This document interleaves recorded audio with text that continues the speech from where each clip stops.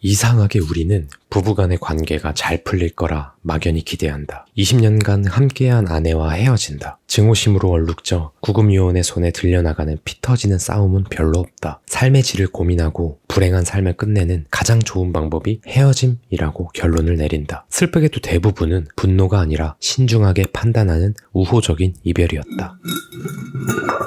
10분 안에 책 한 권. 안녕하세요, 장독대입니다. 지금 이 영상을 보는 대부분은 결혼을 앞두고 있거나 결혼 생활을 좀 더 윤택하게 만들고 싶은 분들이 대체로 더 많을 거예요. 누군가와 남은 평생을 함께한다. 그 어떤 것보다 모험을 건 도전이자 두렵고 큰 결정입니다. 함께 아이를 낳을 수도 있습니다. 이제부터 내리는 거의 모든 결정은 그 사람의 행복을 고려해야 하고요. 그 사람의 미래가 내 미래에 영향을 미치고 그 사람의 농담과 이야기를 들어야 하고 그 사람의 신발이, 물건들이 우리 집을 가득 차지하고 우리 집 배수구는 그 사람의 머리카락으로 늘 막힐 테죠. 오늘은 벨린다 루스콤의 저서 결혼학개론을 기반으로 저의 생각을 전해드릴게요. 보완해야 할 6가지를 요약하면 익숙함, 부부싸움, 돈, 육아, 성, 상담 이렇게 됩니다. 먼저 저자의 이야기를 들려드릴게요. 남편에게는 특이한 점이 있다. 남편은 편지 봉투가 집에 있는지 늘 묻는다. 남편에게 위치를 수백 번도 넘게 말해줬다. 편지 봉투는 수십 년간 그 자리에 있었다. 우리 집에 처음 와보는 사람도 집안을 한 번만 둘러보면 편지 봉투가 있을 곳은 거기뿐이라고 생각할 것이다. 집에 편지 봉투 있어? 라고 물어보면 돌멩이를 남편에게 던지고 싶다. 그의 질문은 모든 면에서 나를 화나게 하고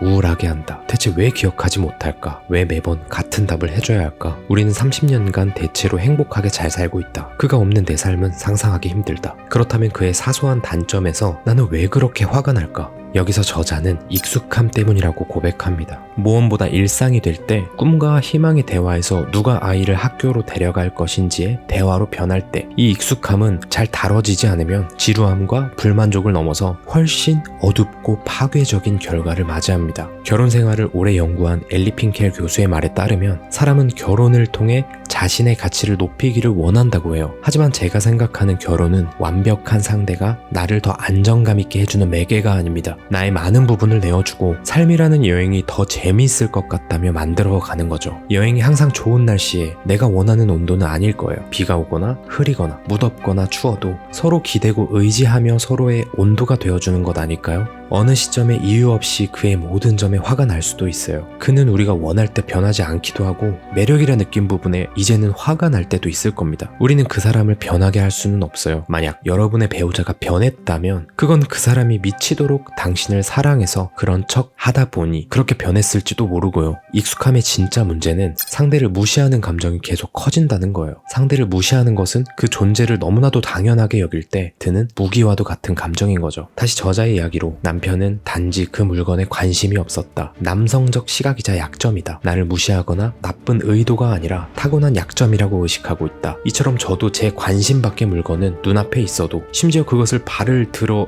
넘어가면서도 그것의 존재를 알아차리지 못합니다. 아내가 이런 저를 무능하게 보더라도 절대로 아내를 무시하거나 화나게 하려는 의도는 아닌데도 말이죠. 익숙함 외에 나머지 5가지도 성공적으로 결혼 생활을 유지하기 위해서 비결은 사실 단 하나입니다. 그저 사랑이에요. 무슨 소리냐 하시겠지만 말 그대로 사랑, 기꺼이 나 자신을 던지는 마음, 그녀를 조금 더 편하게, 더 신나게, 조금이라도 덜 힘들게 할 수 있다면 무엇이든 하겠다는 의도적인 결심, 요청이 있어야만 응답하는 게 아니라 끊임없이 그녀의 주의를 살피고 감동의 공격을 주기 위해 노력하는 시선들. 어려우시죠? 그럼 우리가 아이들을 위해 하는 일을 생각해 보세요. 아이들이 무엇이 필요한지, 어떤 문제가 있을지 늘 앞서 생각합니다. 내가 왜 애니메이션을 봐야 하는지, 한자리에 서서 그네를 밀어야 하는지 너무 힘들고 따분합니다. 그래도 이런 일들을 합니다. 사랑한다는 것, 그 사람을 행복하게 하는 게 얼마나 즐거운 일인지 알기 때문이죠. 상대의 즐거움을 위해 나의 즐거움을 조금 내려놓는 것, 이 정도면 할만하지 않나요? 유명인들을 보면 이혼 사유로 이렇게 말하죠. 성격 차이를 극복할 수 없었다. 사실 이 말은 싸움 방식을 충분히 개발하지 못했다는 말과 같습니다. 육아할 때도 부모들이 싸우더라도 어떻게 싸우고 어떻게 화해하는지의 그 옳은 과정을 아이들이 보고 배우는 것이 아예 싸우지 않는 부모보다 더 더 좋은 교육이 된다고 합니다. 무엇보다 우리는 아이보다 배우자를 더 사랑해야 합니다. 아이는 부모가 서로 사랑하는 모습을 보고 자랄 때 훨씬 행복하고 안정감을 느낀다고 해요. 아이는 부모의 모습을 보고 다른 사람을 사랑하는 법을 배웁니다. 아내에게, 남편에게 감사의 렌즈를 착용하고 늘 감사하다고 전해보세요. 왜 남성분들 군인 눈에 군인이 보일 거예요. 내가 특정 브랜드 가방을 좋아하면 또 그 가방을 든 사람들이 눈에 들어올 테고요. 아내가 임신을 했다면 평소에 보이지 않던 산모들의 원피스, 여성들의 산모 배지가 눈에 들어옵니다. 이게 그 사람의 렌즈이고 관점이 됩니다. 그러니 감사의 렌즈로 배우자를 바라보면 더 감사한 일이 생길 거예요. 더 고맙고 더 행복할 겁니다. 벨린다 루스콤의 말로 오늘의 영상 마치겠습니다. 때로 우리의 배우자는 멍청하거나 비열하거나 옹졸하거나 공격적일 것이다. 그들도 사람이니까. 그러나 그 싸움이 해결되지 않고 반복되는 이유는 단지 그 사람이 아니라 두 사람 중 누구도 상대를 진정으로 이해하려 하지 않고 최악의 모습으로만 상상하려 하기 때문이다.